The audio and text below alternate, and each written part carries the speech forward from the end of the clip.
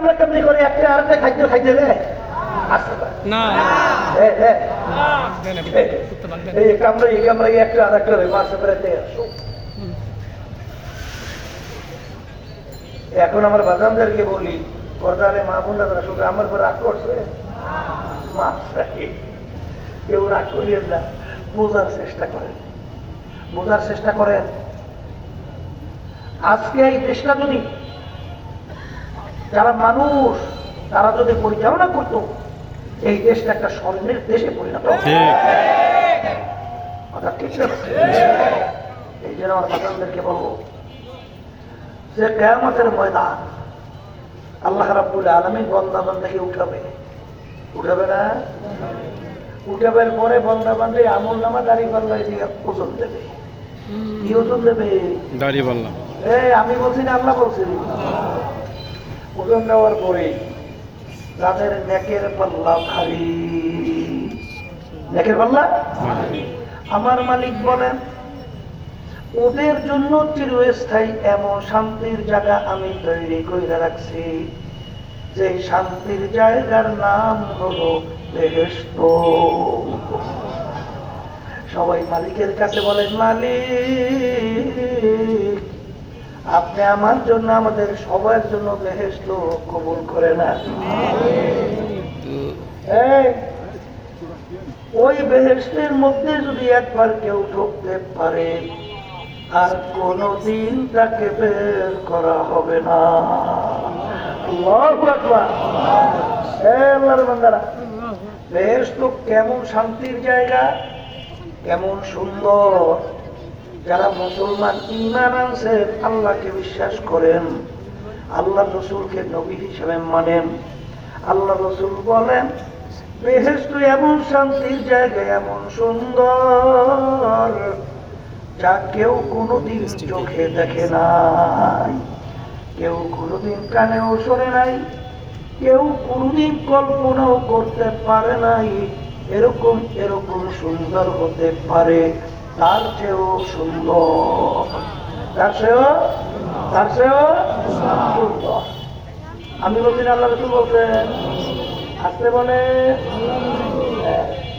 আমার মালিক মানুষগুলোকে উঠাবে, চারি পাল্লা তাদের আমল, আমল মানে কাজ, আমল মানে কি? এই যে কাজকর্ম করি, বুঝলেন নাই? এই কাজকর্মের আমল চারি পাল্লাই আমার মালিক ওজন দিবে। ওজন দেওয়ার পরে যাদের নাকের পাল্লা সোনার পাল্লা ভারী হবে, আমার মালিক তাদের জন্য এমন শাস্তির জায়গা বানায় রাখছে, সেই শাস্তির জায়গার নাম হলো জাহান্নাম।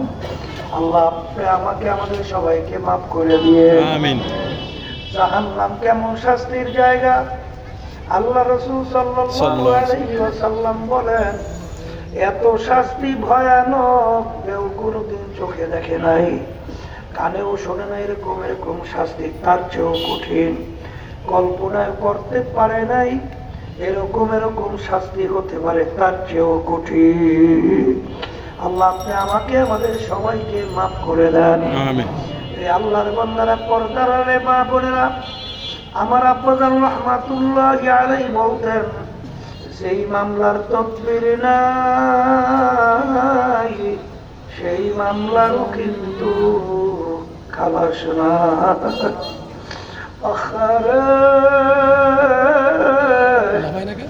একদিন আল্লাহ রাসূল সাল্লাল্লাহু আলাইহি ওয়াসাল্লামের কাছে জিবরাইল আমিন আসলেন। সচরাচর জিবরাইল আমিন এই সময় আসেন না। আল্লাহ রাসূল সাল্লাল্লাহু আলাইহি ওয়াসাল্লাম বলেন, ভাই জিবরাইল আপনি তো এরকম অসময় কখনো আসেন না, আপনি এই সময় কেন আসলেন? জিবরাইল আলাইহিস সালাতু ওয়াস সালাম বলে, হে আল্লাহর রাসূল আমার মালিক আমাকে বেহেশত এবং জাহান্নাম দেখাইছে। আমার মালিক বেহেশত এমন সাজে সজ্জিত করছে যা কোনোদিন বিবরণ দিয়ে বোঝানো সম্ভব না, আর জাহান্নামের ভিতরে এমন আযাবের সিস্টেম রাখছে যাও কোনোদিন বিবরণ দেওয়া সম্ভব না। আরে এরপরে জিবরাইল আলাইহিস সালাম বলেন, বেহেশতের চতুর্পাশ আমার মালিক দেখাইছে, জাহান্নামের চতুর্পাশ আমাকে দেখাইছে। বেহেশতের চতুর্পাশে এমন মনোরম মুগ্ধকর মন ভুলানো বাগান, সেই ফুলের বাগানের ভিতরে ঢুকলে কেউ বের হইতে মন চায় না। অর্থাৎ জাহান্নামের চতুর্পাশে ফুলের বাগান, আর বেহেশতের চতুর্পাশে কাটা তারের বেড়া। কেউ যদি বেহেশতে ঢুকতে চায়, কাটার তারের কুতা খাওয়া ছাড়া ঢোকার কোনো সুযোগ নাই। আর জাহান্নামে ঢুকতে চাইলে এমন মনোরম, এমন মনোমুগ্ধকর বাগান, যেই বাগানে ঢুকলে আর মন বের হইতে চায় না। আল্লাহর রাসূল বেহেশতের চতুর্পাশে কাটার তারা দেখার পরে আমার ভয় লাগছে, আর জাহান্নামের চতুর্পাশে ফুলের বাগান দেখার পরে আমারও ভয় লাগছে। কারণ আল্লাহর বান্দা বান্দি, আপনার উম্মতেরা যখন বেহেশতে ঢুকতে যাবে, যখন তাদের গায়ে কাটার গুতা লাগবে, ওই কাটার গুতা খাইয়া ফিরা যায় কিনা আমার ভয় লাগতেছে। আর যখন এই মনোমুগ্ধকর ফুলের বাগান, ওর ভিতরে ঢুকলে আর বের হইতেও না পারে, এইটা আমার ভয় লাগতেছে। বাজান এই কথা বইলা জিবরাইল আলাইহিস সালাম কাঁদলে। আল্লাহ রাসূল সাল্লাল্লাহু আলাইহি ওয়াসাল্লাম বলেন, ভাই জিবরাইল, আপনি তো আমার মালিকের সম্মানিত ফেরেশতা, আপনি কেন কাঁদতেছেন? জিবরাইল সালাম বললেন, আল্লাহর রাসূল, আরে হারুত মারুত তো মাওলার ফেরেশতা ছিল, ইবলিস তো মাওলার সম্মানিত ছিল। ইবলিসের ব্যাপারে আমার মালিকের কি সিদ্ধান্ত হইল? হারুত মারুতের ব্যাপারে আমার মালিকের কি সিদ্ধান্ত হইল? আমি জিবরাইল তো জানি না আমার ব্যাপারে আমার মালিকের কি সিদ্ধান্ত। এই জন্য আমি জাহান্নামের ভয় কান্দি।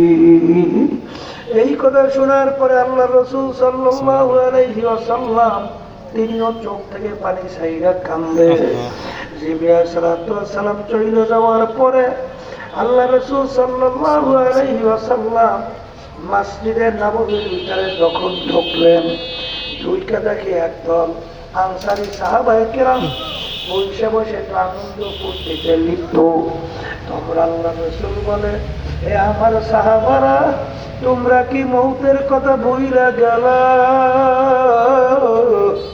এইমাত্র আমার কাছে জিবরাইল আমিন আসছিল, জাহান্নামের যে বিবরণ শুনাইছে, ওই এক সেকেন্ড আযাব সহ্য করার শক্তি দুনিয়ার কোনো মানুষের নাই।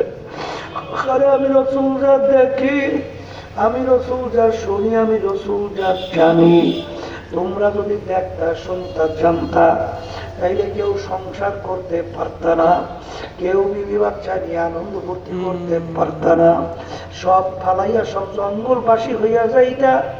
আল্লাহ রাসূল যখন সাহাবায়ে কেরামদেরকে এই কথা বিবরণ দিয়া বলেন, আল্লাহ রাব্বুল আলামিন খবর পাঠান, হাবিবি রে, আমার বান্দা বান্দীকে শুধু ভয় দেখাবার জন্যই তো আপনাকে আমি পাঠাই নাই, বাশীরা ওয়া নাযীরা, তাদেরকে সুসংবাদও জানান এবং ভয়ও দেখান। এই জন্য ঈমান বলা হয় আল ঈমানু বাইনাল খাউফি ওয়ার রাজা। ঈমান বলা হয় আশা এবং নৈরাশার মাঝখানের অবস্থানের নাম হলো ঈমান। এই জন্য আমার বাজানদেরকে বলবো, পর্দারে মা বোনদেরকে বলবো, বাজান ভালো করে বোনকে বোঝাও, আসলে তোমার আমার চিন্তাও নাই, এর জন্য চেষ্টাও নাই। আল্লাহ রাসূল সাল্লাল্লাহু আলাইহি ওয়াসাল্লাম তিনি অনেক সময় এমন ভাবে কাঁদতেন, হাদিসের ভিতরে আছে কান্নাহু তল্লুন, মনে হয় যেন হালকা বৃষ্টি পড়তেছে। সাহাবায়ে কেরামদের ইতিহাস পড়লে দেখবেন, ওমর ফারুক রাদিয়াল্লাহু তাআলা আনহু মাওলার ভয়, মাওলার আযাব গজব জাহান্নামের ভয়, কাঁদতে কাঁদতে কানের ভিতরে দাগ পড়ে ফেলছিল। ওসমান রাদিয়াল্লাহু তাআলা আনহু কাঁদতে কাঁদতে অনেক সময় কবরের পাশে দাঁড়ানো অবস্থায় ঠাস কইরা বইসা পড়ত। এইভাবে তাদের চিন্তা ছিল। কিন্তু এক শ্রেণী আমার বাবারা, পর্দালে মা বোনেরা, বাজান দিন যায়, রাত্র যায়, বছর যায়, যুগ যায়, কিন্তু বাজান কোনো পরিবর্তন নাই। মনে হয় যেন দুনিয়াটাকেই মুখ্য মনে করছে এবং দুনিয়াটাকেই মনে করছে স্থায়ী। কিন্তু এই আল্লাহর বান্দারা, আমার মালিক, আমার আল্লাহ তোমাকে আমাকে স্মরণ করে দেওয়ার জন্য কোরআনুল কারীমের ভিতরে আল্লাহ রাব্বুল আলামিন বলেন, কিয়ামতের ময়দানে একজন আর একজনকে জিজ্ঞাসা করবে, ভাই কাম লাবিসনা, আমরা দুনিয়ার মধ্যে কতদিন ছিলাম? একজনে উত্তর দেবে, লাবিসনা ইয়াওমান আও বা'দা ইয়াওম, একদিন অথবা একদিনের কিছু অংশ মনে হয় দুনিয়ায় ছিলাম। আল্লাহ, আর একজনে বলবেন না, আর যারা হিসাব রাখছে তারাই বলতে পারবে আমরা দুনিয়ার মধ্যে কতদিন ছিলাম। ফাসআলিল আদিন,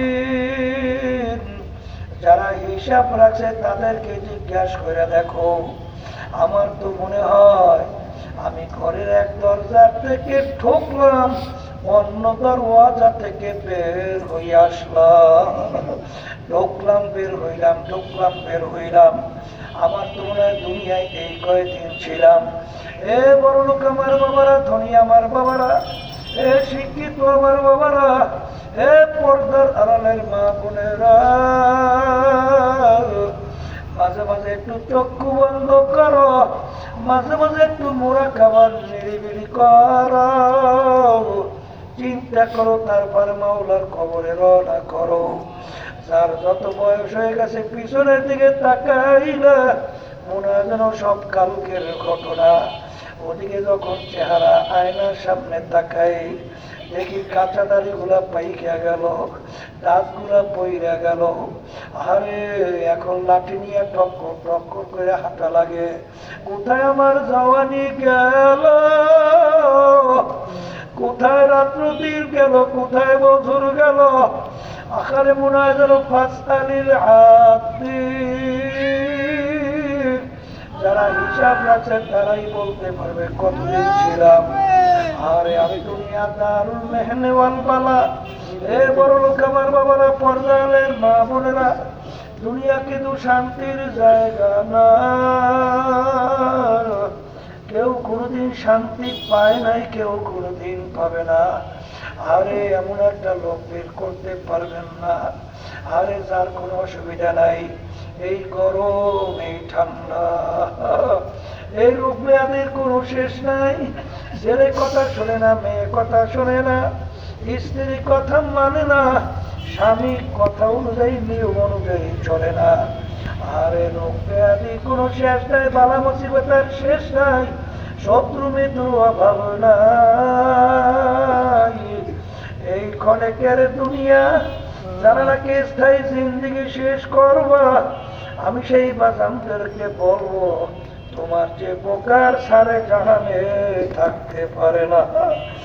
এ দুনিয়াদার পাগল আমার বাবারা, কোন সম্পদের পিছনে পড়ছ, কোন ক্ষমতার পিছনে পড়লা, কোন দলের পিছনে পড়লা, কোন দলের পিছনে স্লোগান দিলা। আরে আরে সেই দলের পিছনে পড়িরা আল্লাহ এবং আল্লাহর রাসূলের হুকুমের বিরুদ্ধে আচরণ করো। আমি সেই বাজানদেরকে, পর্দালে মা বোনদেরকে বলবো, কোরআনুল কারীমের ভিতরে আমার মালিক আগে তোমাকে আমাকে জানায় রাখছেন, ইয়াউমা নাদউ কুল্লা উনাসিন বিইমামিহিম, কিয়ামতের ময়দানে আমার মালিক প্রত্যেকটা মানুষকে তার দলের নেতা নেত্রীর সঙ্গে ডাকবে। তাই কি আমার মালিক বলবে, তোর দলের নেতা নেত্রী যেদিকে যায় ওদের পিছনে পিছনে সেই দিকে চইলা যা। এক কথায় আমার মালিক বলছেন তোর নেতা নেত্রী যেখানে জায়গা তোরও সেইখানে জায়গা।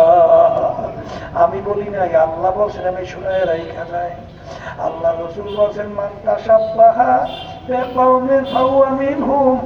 দুনিয়ার ভিতরে তুমি যেই দলমুক্ত হইয়া চলবে সেই দলের নেতা নেত্রী হিসাবে মানবে। আল্লাহ রাসূল সাল্লাল্লাহু আলাইহি ওয়াসাল্লাম বলেন কিয়ামতের ময়দানে তুমি ওই দলভুক্ত হইয়া উঠবে এবং ওই দলের নেতা নেত্রীর সঙ্গে তোমার হাসর হবে। এই জন্য আমার বাজানদেরকে বলবো, পর্দায় মা বোনরা যারা শুনছেন, বাজা আমার কবরে আমি যাব, তোমার কবরে তুমি যাবা, তোমার কবরের প্রশ্নের উত্তর তুমি দেবা, আমার কবরের প্রশ্নের উত্তর আমি দেব। ওই কবরে কিন্তু কোনো দলাদলি চলবে না। কবরে যদি যাইয়া কেউ পরিচয় দাও আমি চরমনায়ের মুড়ি, এই পরিচয়ের কোনো কাজ হবে না। যদি কেউ পরিচয় দেয় আমি বিএনপির লোক, এই পরিচয়ের কোনো কাজ হবে না। আমি আওয়ামী লীগের লোক, পরিচয়ের কোনো কাজ হবে না। আরে আমি আগ্রসী রাজারবাগ দেওয়ার বাগ সুরেশ্বর, আমি তাবলিগ, আমি জামাত, আমি অমুক দল, আমি অমুক বংশ, আমি অমুক শিক্ষিত, আমি অমুক জমিদার, আমি অমুক তমুক সমুক, এই পরিচয় কিন্তু কবরে চলবে না। কবরে সবার জন্য প্রশ্ন তিনটা। এক নম্বরে মান রব্বুকা ওমা দীনুকা ওমান নাবিয়ুকা, তোমার রবকে, আরে কোন ধর্মের নিয়ম অনুযায়ী চলছো। আল্লাহর হাবিবকে দেখাবেন মান হাযার রাসূল, বলো ব্যক্তিকে। সেখানে কিন্তু তুমি চর্বনাইনা ছাড়ছিলেন না জনপুর, তুমি বিএনপি না আওয়ামী লীগ না, তুমি রাজার পাখা দেওয়ান বা, তুমি শিক্ষিত না অশিক্ষিত, তুমি অমুক তমুক সমুক, এই পরিচয় কিন্তু কবরের নাই। এই জন্য আমার বাচ্চাদেরকে বলবো, পর্দারে মা বোনদেরকে বলবো, আমার থেকেও রাগ করিল না, ওলামায়ে কিরামদের রাগ করিল না। শুধুমাত্র আমরা নাকিল হিসাবে তোমাদের কাছে শোনাই, কারণ আলো উলামা ও ওয়ারাসাতুল আম্বিয়া, আম্বিয়া কেরামদের ওয়ারিস, প্রতিনিধি হইল হক্কানি উলামায়ে কেরাম। আবার উলামায়ে কেরামদের ভিতরে আবার কিন্তু উলামায়ে সু থাকবে। কারণ বাদশাহ আকবরের সময় বাদশাহ আকবর যখন দ্বীনে ইলাহি প্রতিষ্ঠিত করছিল, তখন কিন্তু ওই জামানার ভিতরে দুনিয়ার দিক থেকে সবচেয়ে বড় জানুল্লাহ পণ্ডিত আবুল ফজল ফয়জি বাজান কোরআনুল কারীমের বিনা নক্তার হরফ দিয়া 30 পারা কোরআনুল কারীমের তাফসীর লিখছিল। এত বড় জানুল্লাহ পণ্ডিত, হুব্বুদ দুনিয়া রাসু কুল্লি খতিয়াতিন। আল্লাহ রাসূল সাল্লাল্লাহু আলাইহি ওয়াসাল্লাম বলেন সমস্ত গুনার মূলই হইল এই দুনিয়ার মহব্বত। এই দুনিয়ার মহব্বতের কারণে, সম্মানের কারণে বাদশাহ আকবর যে দ্বীনে ইলাহি প্রতিষ্ঠিত করছিল, ওই দ্বীনে ইলাহির পক্ষে ফতোয়া জারি করছিল। সবাই বলে নাউযুবিল্লাহ। আর ওই সময় মুজাদ্দিদ আল-ফিসানি রাহমাতুল্লাহ আলাইহি হকের পক্ষে তিনি আওয়াজ তুইলা, তিনি অবস্থান তৈরি করছিল। সব যুগে ছিল, এখনো আছে, বাংলাদেশেও আছে। জোরে বলে কথা ঠিক না বেঠিক? এই জন্য আমার বাজানদেরকে বলবো, পর্দারে মা বোনরা যারা শুনছে, সব আলেম হইলে কিন্তু আলেম না। আলেম বলা হয় তাকে ইন্নামা ইয়াখশাল্লাহ মিন ইবাদিহিল উলামা। আলেম বলা হয় তাকে যার ভিতরে আমার মাওলার ভয় পয়দা হবে, যার ভিতরে আমার মাওলার ভয় পয়দা হবে। দুই একটা সিটের জন্য, দুই একটা এমপির জন্য আলেম দাবি করে, ইসলামের নামে দল দাবি কইরা যারা কুফুরি তন্ত্র মন্ত্র মানুষের নীতি আদর্শ, যেইটা আমার মালিক বলে ওয়াজে তানিবুত তাগুত, তোমরা তাগুত থেকে বাঁচো, অস্বীকার করো। আমার মালিক বলেন ইন্নাদ দীনা ইনদাল্লাহিল ইসলাম, আমার কাছে একমাত্র নীতি আদর্শ গ্রহণযোগ্য, তার নাম ইসলাম। আমার মালিক বলেন মান লাম ইয়াহকুম বিমা আনজালাল্লাহ ফাউলাইকা হুমুল কাফিরুন ফাউলাইকা হুমুজ জালিমুন ফাউলাইকা হুমুল ফাসিকুন। যারা আমার নীতি আদর্শ অনুযায়ী রাষ্ট্র পরিচালনা করবে না, ওরা কাফের, ওরা জালেম, ওরা ফাসিক। যারা আলেম দাবি কইর, ইসলামের নামে দল দাবি কইর, আজকে যারা এই কয়েকটা এমপির জন্য এদের পিছনে ঘুরবে, এদেরকে সমর্থন করবে, এদেরকে হক্কানি আলেম বলা যাবে না। জোরে বলো কথা ঠিক না? যেখানে ইসলামের স্বার্থ থাকবে, দেশের স্বার্থ থাকবে, মানবতার স্বার্থ থাকবে, সেখানে তোমার আমার অবস্থান তৈরি করতে হবে। জোরে বলেন কথা ঠিক কিনা? সবসময় মনে রাখো, আল্লাহ রাসূল তার কলিজার টুকরার সন্তান ফাতেমা রাদিয়াল্লাহু তাআলা আনহা তাকে ইঙ্গিত করে বলছিলেন, ইয়া ফাতেমা তুনফিজি নাফসাকি মিনান নার। হে ফাতেমা, দুনিয়া থাকা অবস্থায় আমল করো, জাহান্নামের আগুন থেকে বাঁচো, এরপরে অন্ধকার কবরে যাইয়া শোও। যদি বলো আমি আখিরি জামানার নবীর মেয়ে, আল্লাহ রাসূল সাল্লাল্লাহু আলাইহি ওয়াসাল্লাম বলেন, এই পরিচয় কবরে কোনো কাজ হবে না। হে আল্লাহর বান্দারা, পর্দা আলে মা বোনেরা, দল বুঝি না, পীর বুঝি না, নেতা বুঝি না। সেই দল যতক্ষণ পর্যন্ত, সেই পীর যতক্ষণ পর্যন্ত, সেই নেতা যতক্ষণ পর্যন্ত তোমাকে আমাকে কুরআন এবং হাদিস অনুযায়ী, আল্লাহ এবং আল্লাহর রাসূলের দেখার নির্দেশিত পথ অনুযায়ী চলতে বলবে, চালাবে, ততক্ষণ তাদের কথা মানব। যখন তার বাইরে কোনো কথা মানার জন্য বলবে, তাদের থেকে সইরা আসা ওয়াজিব, তাদের থেকে সইরা আসা ওয়াজিব। যারা বলে কথা ঠিক না বেঠিক? এই জন্য আমার বাজানদেরকে বলবো, পর্দানে মামুনদেরকে বলবো, খবরদার, দলে পড়া যাবে না যতক্ষণ পর্যন্ত কোরআন এবং হাদিস অনুযায়ী তোমাকে আমাকে পথ দেখাবে, সেই দিকে আমাদের পথ চলা লাগবে। কারণ বাজান কি হবে, আমার মালিকের ইলমে আছে। কারণ রাষ্ট্রীয় পর্যায়ে ইসলাম প্রতিষ্ঠা করার জিম্মা কিন্তু তোমার আমার না, জিম্মা কিন্তু আমার মালিকের। তোমার আমার দরকার তাআওয়ানু আলাল বিররি ওয়াত তাকওয়া ওয়া লা তাআওয়ানু আলাল ইসমি ওয়াল উদওয়ান।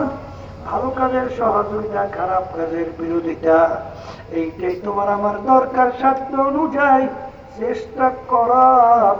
বাংলাদেশে শতকরা ৯২% মতো মুসলমান বসবাস করে। এই দেশের ভিতরে ৫৩ বছর স্বাধীনতার ইতিহাসে আল্লাহর নীতি আদর্শ পরাজিত। ধরো বলো কি? এই দিনকে सूरज डूब रही है हम लोगों के सामने, रोज़े महशर क्या जब है मुस्तफा की सामने। বাজান এই জন্যই রাজনীতি করি, এই জন্যই গালাগালি শুনি, এই জন্যই মারার হুমকি দেওয়া হয়, তারপরে রাস্তায় চলি। কারণ বাজান কোন দিক থেকে মালিক অভাব রাখে নাই, সম্মান কম রাখে নাই। কিন্তু যখন মালিক জিজ্ঞাসা করবে, আমার আব্বাজান বলতেন ফজলুল কারীম, আমার জমিনে রাষ্ট্রীয় পর্যায়ে দিন বাস্তবায়নের জন্য তুমি কি চেষ্টা করছিলা? তখন যেন বলতে পারি, মালিক আমার সাধ্য শক্তি অনুযায়ী চেষ্টা করছিলাম। এতটুকু বলার জন্যই জানের ঝুঁকি নিয়ে গালি শুই না, কত ধরনের কিছু ঝুঁকি নিয়ে তারপর রাজনীতি করি। বাজারের ফির জন্য নয়, মন্ত্রিত্বের জন্য নয়, সম্পদের জন্য নয়, সম্মানের জন্য নয়। কারণ 1987 সালে ইসলামী আন্দোলন বাংলাদেশ প্রতিষ্ঠিত হয়েছিল। এখন পর্যন্ত একটা এমপিও কিন্তু কোন আমাদের ব্যানারের আমাদের মার্কায় সংসদে এমপি হয় নাই। সুযোগ কিন্তু অনেক ছিল, অনেকে আমাদেরকে গালি দাও, কিন্তু আমরা কি কোন অবস্থানে ছিলাম?